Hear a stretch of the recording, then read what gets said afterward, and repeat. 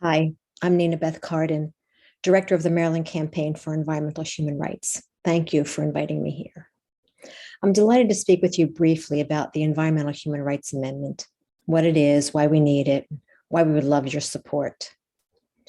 Everyone deserves the right to a healthful environment. Everyone. All of us, for all time, are utterly dependent on this earth. All we are and all we have come from the bounty of the land. Our economy, our health, our security are all dependent on a well-functioning environment, which is why we need a constitutional provision assuring that we protect, conserve, and maintain a sustainable, regenerative world for us and generations yet to come. Most of us want to do the right things, yet the challenges we face are so great that we cannot get from here, where we are right now, to there, where we need to be, incrementally.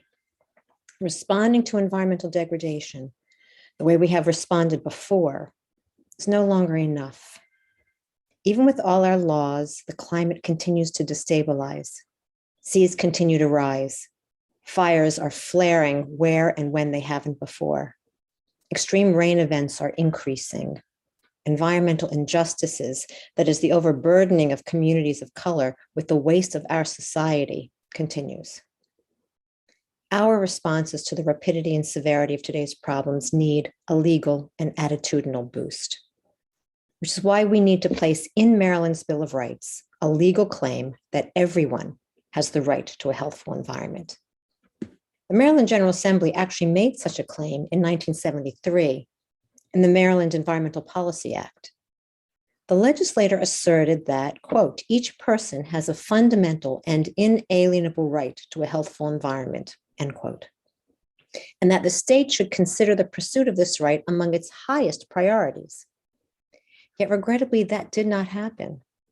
And the Maryland Environmental Policy Act has lain toothless, mostly ignored for almost 50 years. And as a policy, it can always be rescinded or waved away. It's time to give that right to a healthful environment, and thus protecting both us and the environment we depend upon, constitutional status, constitutional durability, constitutional teeth. 5 states have such an amendment in their constitutions, and they've had them there for 5 decades, using them to protect against the most egregious violations of environmental rights. 14 other states are working right now on codifying such amendments in their constitutions too. New Mexico and Maine seem on the verge of doing so this year.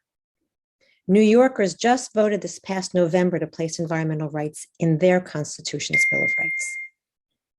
A broad coalition of groups in Maryland, including students, faith communities, farmers, environmental justice advocates, environmental organizations, businesses from across the state, is working on a constitutional amendment that would do 2 things.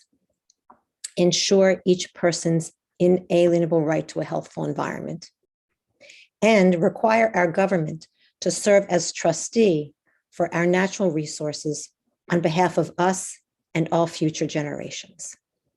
Such an amendment would obligate the state to prioritize environmental protection and the health of the public whenever it makes decisions that affect the environment, including issues concerning energy creation and distribution, land development, industry, transportation, and more.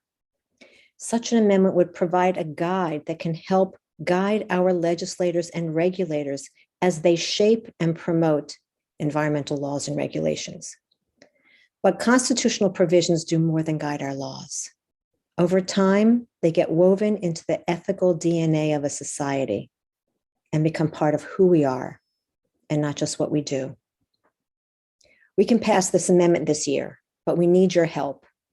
We need you to reach out to your legislators, whoever they are, and tell them you support the amendment and ask for their support. Please be in touch with me if you want more information. I am at Nina, Nina, at mdehr.org. Phil Webster knows how to get in touch with me. Thank you, Phil, for inviting me. Thank you, everyone, for having me. May you have a wonderful session.